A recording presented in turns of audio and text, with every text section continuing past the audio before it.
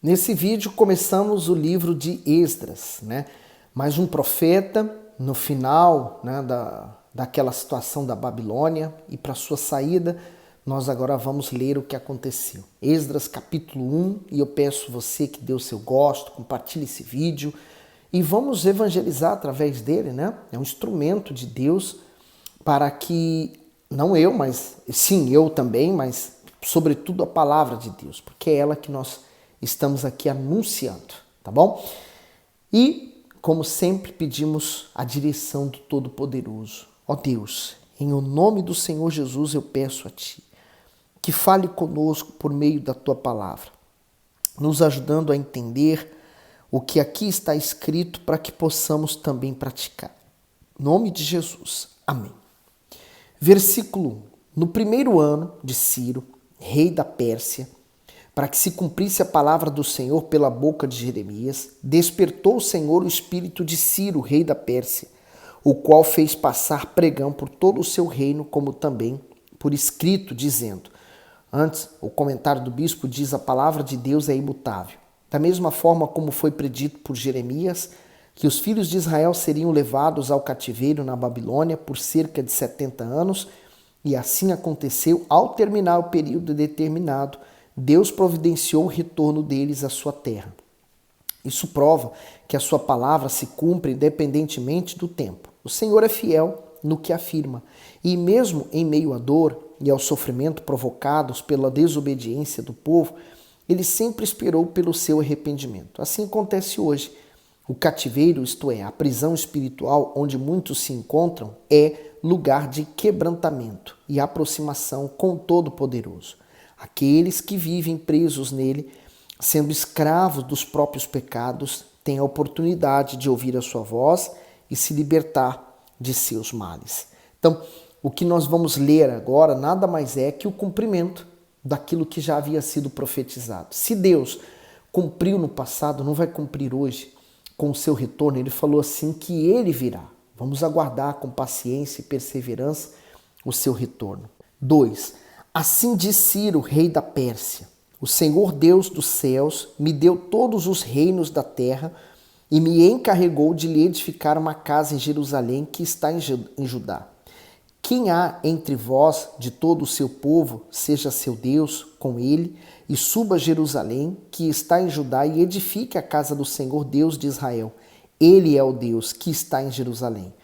E todo aquele que ficar atrás em algum lugar em que andar peregrinando, os homens do seu lugar o ajudarão com prata, com ouro, com bens e com gados, além das dádivas voluntárias para a casa de Deus que está em Jerusalém. O comentário diz: Ciro, rei da Pérsia, teve o espírito despertado por Deus, por dois motivos: para que os exilados retornassem à sua terra natal e para que o templo fosse reconstruído.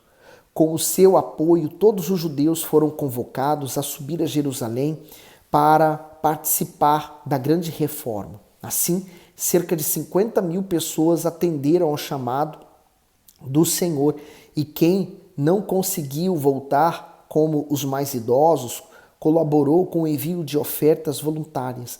Vemos com isso que o Altíssimo não se limita a usar apenas os seus servos. Diante de uma batalha espiritual, ele usa nações, abranda ou endurece corações e faz o que for necessário para favorecer o seu povo.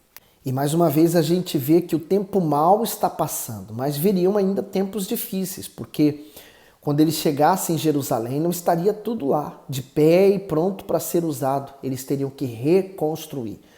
5. Então se levantaram os chefes dos pais de Judá e Benjamim, e os sacerdotes e os levitas, com todos aqueles cujo Espírito de Deus despertou para subirem a edificar a casa do Senhor que está em Jerusalém. O comentário: Deus despertou. Aqueles que ouvem a voz do Espírito Santo são despertados, guiados e avivados para fazer a sua vontade e contribuir, de alguma forma, com o seu reino neste mundo. Então, quer dizer, foi o próprio Espírito de Deus que despertou aqueles que subiriam a Jerusalém para edificar aquela cidade. No 6, e todos os que habitavam nos arredores lhes firmaram as mãos com vasos de prata, com ouro, com bens e com gado, e com coisas preciosas, além de tudo o que voluntariamente se deu. Também o rei Ciro tirou os utensílios da casa do Senhor que Nabucodonosor tinha trazido de Jerusalém e que tinha posto na casa de seus deuses. Este tirou Ciro, rei da Pérsia, pela mão de Mitrédate, o tesoureiro, os entregou contados a Sesbazar, príncipe de Judá. E este é o número deles: 30 travessas de ouro, 1000 travessas de prata, 29 facas, 30 bacias de ouro, mais outras 410 bacias de prata e 1000 outros utensílios. Todos os utensílios de ouro e de prata foram 5.400. Todos estes levou Sesbazar quando os do cativeiro subiram de Babilônia para Jerusalém. E o comentário: a profecia de Jeremias se cumpriria e os utensílios da casa do Senhor, outrora roubados do templo, foram preservados e levados da Babilônia para Jerusalém. Se o Altíssimo guardou e conservou aqueles elementos, terá muito mais zelo para com aqueles que temem o seu santíssimo nome, pois para o soberano Deus eles são como joias preciosas. Malaquias 3:17. E eles serão meus, diz o Senhor dos Exércitos. Naquele dia serão para mim joias. Poupá-los-ei como o homem poupa a seu filho que o serve. E esse é o tipo de relacionamento que Deus quer ter conosco. Que maravilha, né?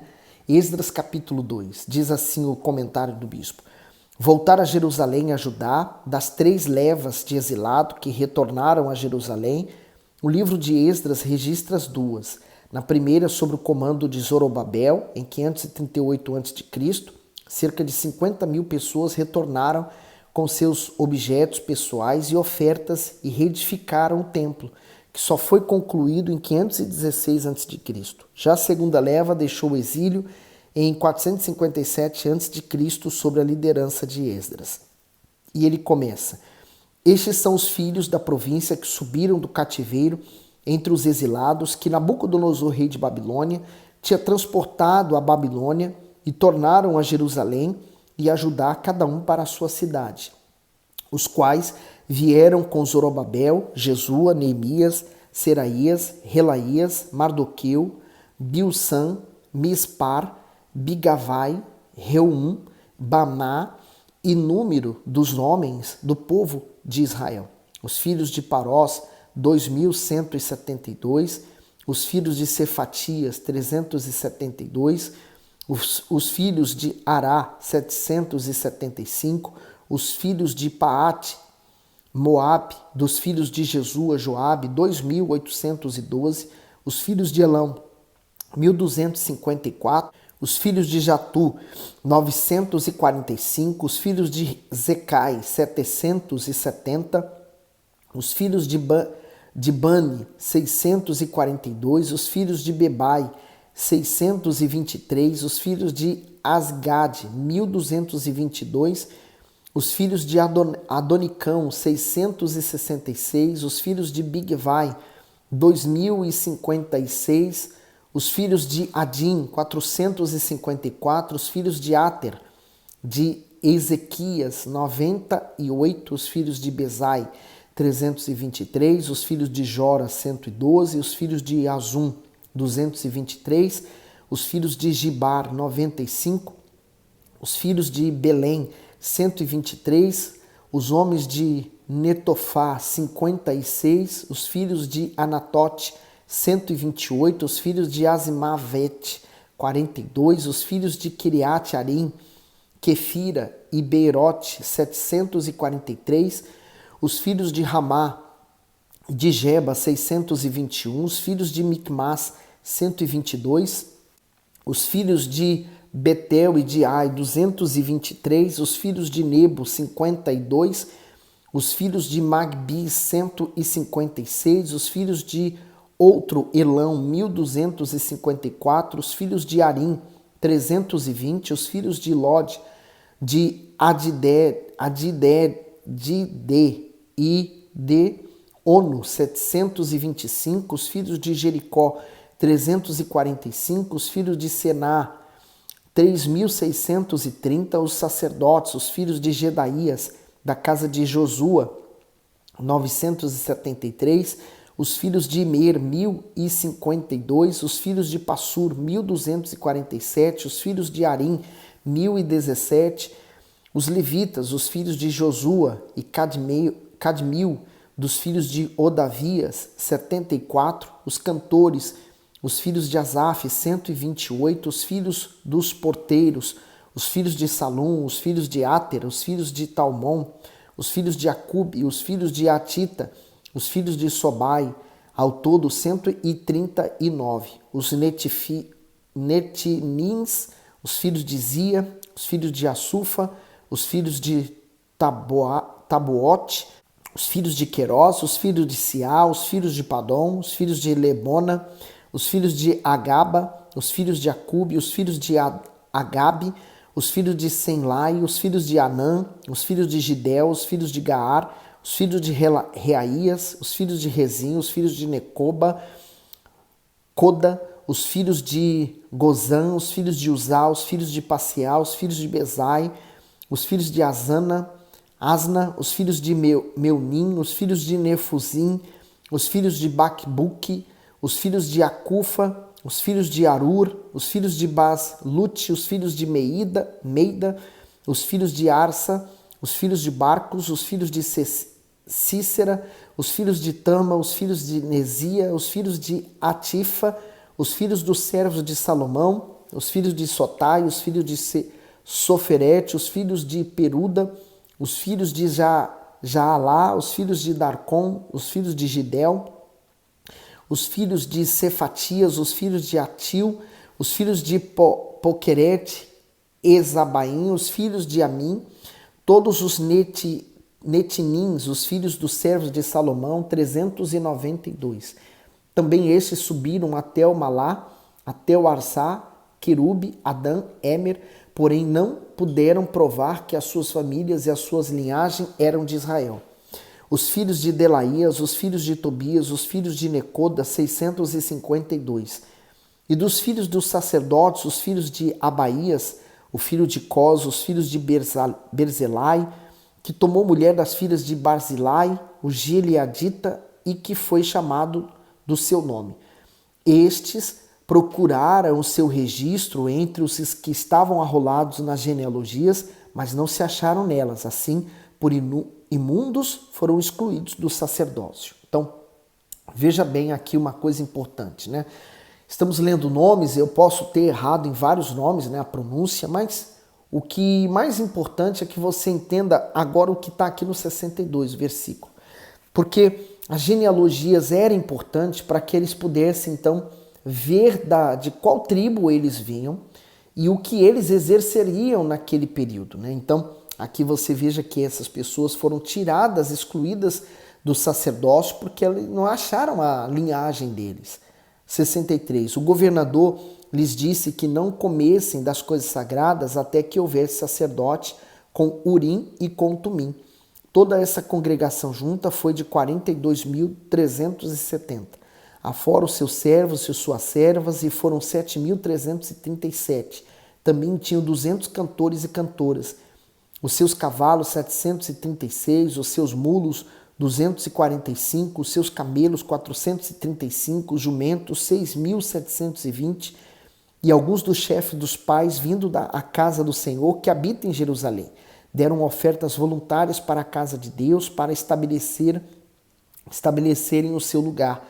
Conforme as suas posses, deram para o tesouro da obra em ouro 61.000 dracmas, e em prata 5.000 libras, e 100 vestes sacerdotais.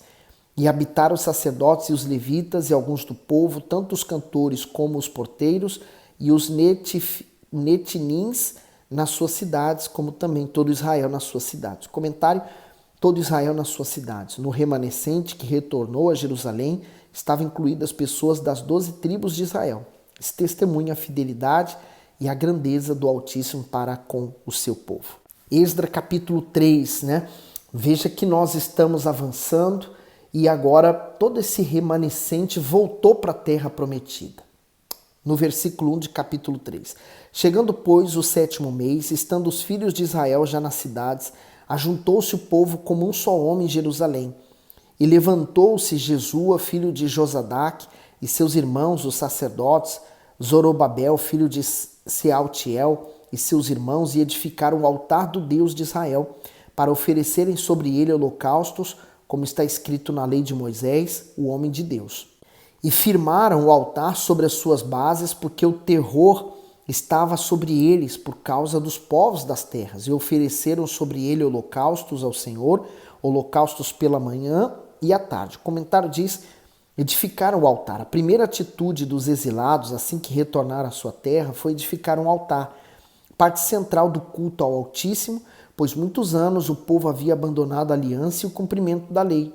Por isso sofreu tanto, mas o cativeiro ensinou a importância da fidelidade e promoveu o arrependimento. Todos possuem a oportunidade de se arrepender, mas aqueles que deixam de dar a primazia ao Todo-Poderoso e não se volta a Ele, descobre a gravidade do seu erro por meio de aflições. Assim acontece com os filhos de Israel. A nação de Israel já sofreu muito, né? Tanto é que ela foi restituída como nação faz pouquíssimo tempo, acho que 1948, se eu não estou em erro. Quer dizer, foi reconhecida como nação, porque não era. Para você entender quanta coisa já aconteceu com aquele povo e por quê? Porque eles se afastaram de Deus. Agora, comentário do 3, o terror estava sobre eles. O número de exilados era pequeno diante de tantos estrangeiros que habitavam agora em suas terras. Porém, mesmo com medo, eles decidiram confiar no Altíssimo e sua palavra para construir o altar e sacrificar sobre ele. Para assumir a fé e obedecer aos mandamentos sagrados, é preciso ter coragem para não ceder diante das intimidações. E a verdade é que quem tem Jesus dentro de si não tem o que temer. No 4. E celebraram a festa dos tabernáculos, como está escrito, ofereceram holocaustos cada dia, por ordem, conforme ao rito, cada coisa em seu dia. Depois disso, o holocausto contínuo e os da luas novas e de todas as solenidades consagradas ao Senhor, como também de qualquer que oferecia oferta voluntária ao Senhor. Desde o primeiro dia do 7º mês começaram a oferecer holocaustos ao Senhor, porém ainda não estavam postos os fundamentos do templo do Senhor.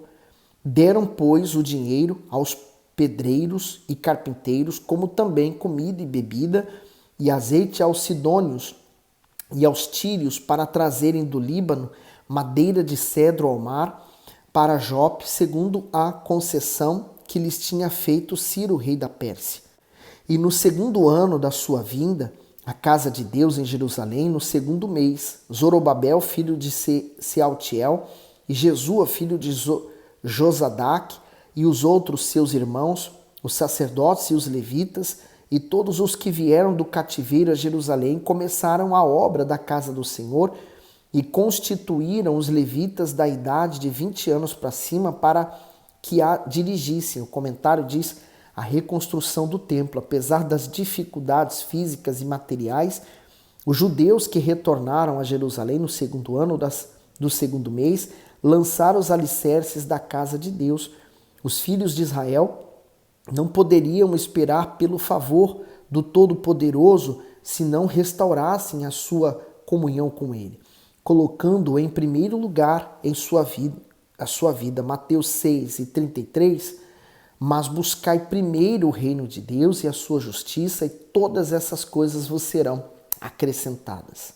E por quê? Porque primeiro tem que vir o espiritual e só depois o material. Se você investir no espiritual, você vai ter o material, mas o inverso não vai acontecer.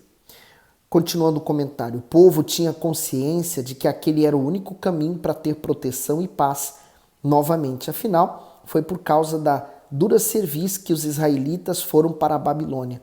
Por isso, teriam agora de restabelecer sua vida espiritual para se erguerem de novo. E seguindo para o 9, então se levantou Jesua, seus filhos e seus irmãos, Cadmiel e os seus filhos, os filhos de Judá, como um só homem, para dirigirem os que faziam a obra na casa de Deus, bem como os filhos de Anadad, seus filhos e seus irmãos, os levitas.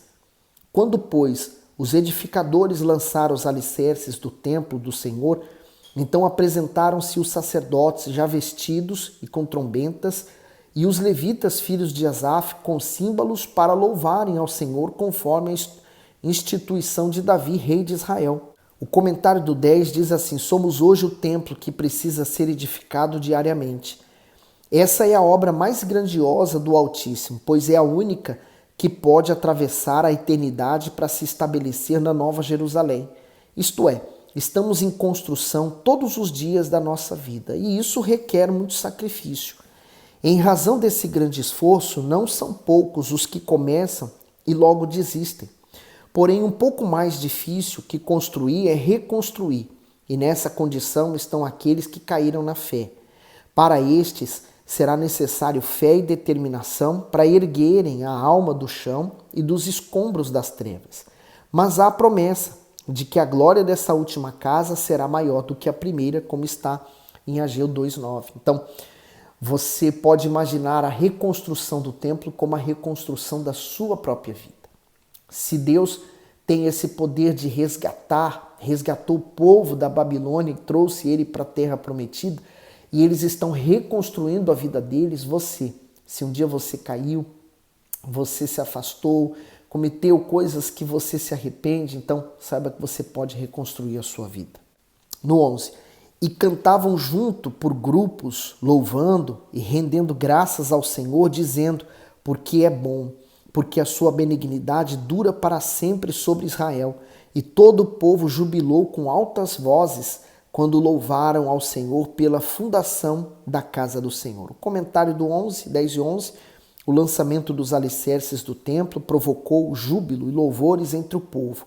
Esse ato mostrou a resposta divina aos pedidos dos israelitas e o fim da vergonha que viveram no passado com a destruição completa de Jerusalém e da casa de Deus. Reconstruir o templo hoje é restaurar a comunhão com o Senhor eterno.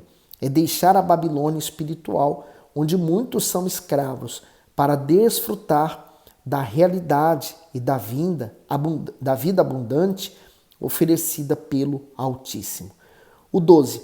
Porém, muitos dos sacerdotes e levitas e chefes dos pais, já idosos, que viram a primeira casa chorar em altas vozes quando à sua vista foram lançados os fundamentos desta casa, mas muitos levantaram as vozes com júbilo e com alegria, de maneira que não discernia o povo as vozes do júbilo de alegria das vozes do choro do povo, porque o povo jubilava com tão altas vozes que o som se ouvia de muito longe. Comentário: choraram em altas vozes. Os sacerdotes, levitas e chefes das famílias que eram mais idosos e haviam conhecido o primeiro templo se entristeceram, pois o templo que estava para ser erguido era inferior. Eles agiram daquela forma porque ignoraram as promessas do Altíssimo de que aquela geração receberia honra e glória superiores se fosse fiel. Ao se atentarem somente para a estrutura física da edificação, aqueles homens se decepcionaram e não conseguiram perceber a singularidade daquele momento. Veja que a fé genuína nada tem a ver com sentimento ou sentimentos humanos, segundo Coríntios 5 e 7, porque andamos por fé e não por vistas. Continuando no comentário, pois fé e sentimentos são opostos entre si. Por isso, quem quer agradar ao Todo-Poderoso nunca deve pautar sua vida e suas decisões em cima do que vê, sente ou ouve, e sim sobre a palavra de Deus. Muito forte. É isso aí. Nós estamos vendo aquilo que aconteceu com aquele povo e que pode acontecer conosco. O sentimento sempre vai existir dentro de nós. Nós não somos imunes a ele, mas nós aprendemos a diferenciá-lo. E não dependemos de sentimentos para crer. Simplesmente cremos no fato da palavra de Deus. Essa é a diferença. Aquelas pessoas estavam ignorando o fato de que Deus não olha para a construção humana, mas Ele quer habitar no ser humano que obedece. Do que adiantava o primeiro templo tão lindo e maravilhoso se ninguém obedecia a Deus, né? É isso que nós temos que raciocinar. Agora foi construído um templo muito inferior, mas era um povo que estava rendido a Deus. E isso é que importa. E você? O que você tem feito pela sua vida com Deus? Você tem investido muito ou pouco? Ou nada? Não sei. Responda aí para si, mas viva a sua fé e entregue-se 100% a Deus, tá bom? Põe nos comentários sua dúvida, sua sugestão. Põe nos comentários o que você quer adicionar a essa meditação. Fique bem e fique com Jesus.